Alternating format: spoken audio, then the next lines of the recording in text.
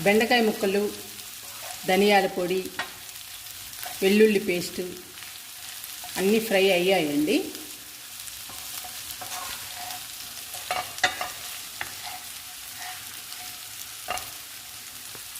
ఇలా ఫ్రై అయితే చాలు, ఎక్కువ ఫ్రై అయినా బాగుండదు.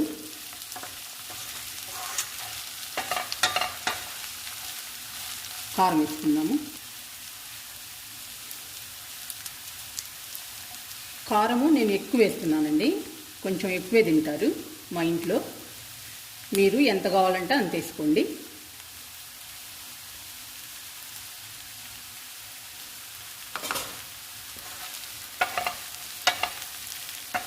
ఇప్పుడు ఈ కారాన్ని కూడా 2 నిమిషాలు వేయించుకోవాలి.